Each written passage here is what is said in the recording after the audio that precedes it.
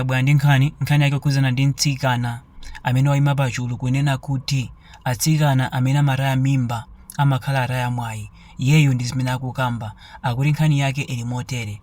Mtsikana ameneyo dzina lake ndi Lonjezo. Lonjezo anabadwa mu banja lovutika, nkhope ya mayi yake sanayione. Mayi yake adamwalira iyeyo ali wang'ono.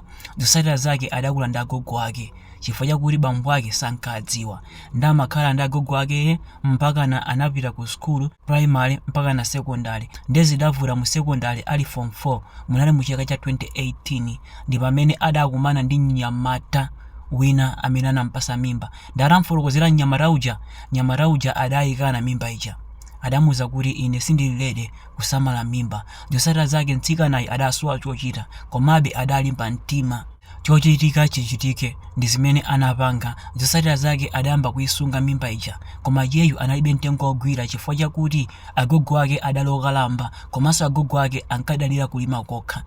Komanso nditi ziwero zimene zinali pa khomopo ndi zimene zinkapangisa kuti moyo wawo wa tsiku ndi tsiku uzikhala wa easy, komabe sizinali zophweka kuti moyo wawo ukhale wa easy. Zotsatira zake anapanga chiganizo choyamba business, ankagulisa nthochi, ankenda nazo pamutu. Ndiwo akhala apanga zimenezi kwa nthawi yayitali kuyambira mu chaka cha 2018 mpaka na mu chaka cha 2021. Ndati tsiku lina mu chaka cha 2021 adakumana ndi mnyamatayo dzina lake linali Noah atamuona Lonjezo mene analili adamufikira. Kenako adamba kumfunsa kuti mu nthawi imeneyi Lonjezo adanyamula m'manja mwana, ndipo mwanayo adali wang'ono. Zotsatira zake Noah adamba kumfunsa Lonjezo, tsono iweyo upanga business chonchi, mwana ali wang'ono chonchi, chifukwa chani?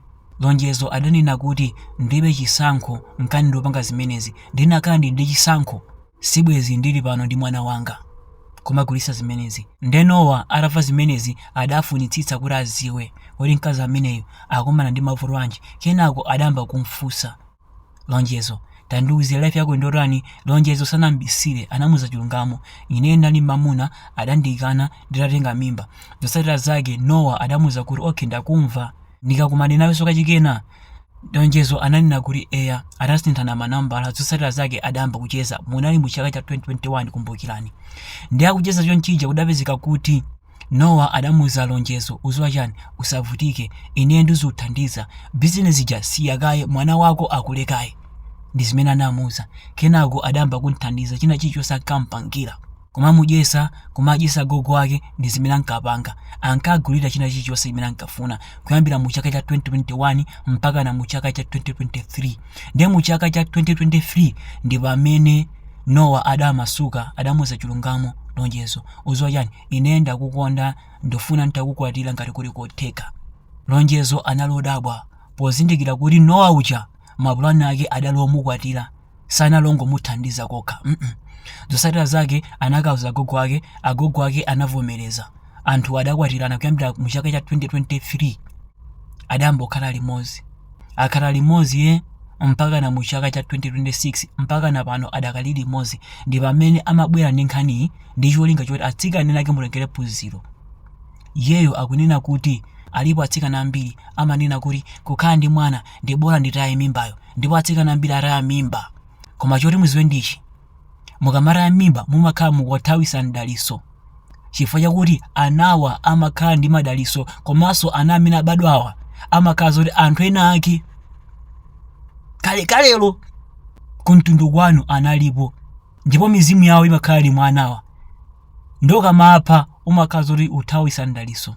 Komanso muone ana ambiri amene alochukawa, ana ambiri amene life yawo ili bwino, mwafufuze anakula ndi mayi yekha, anakula mbambo yekha, life yawo ndiovuta. Chisanzo Mobadi anakula bambo ake okha.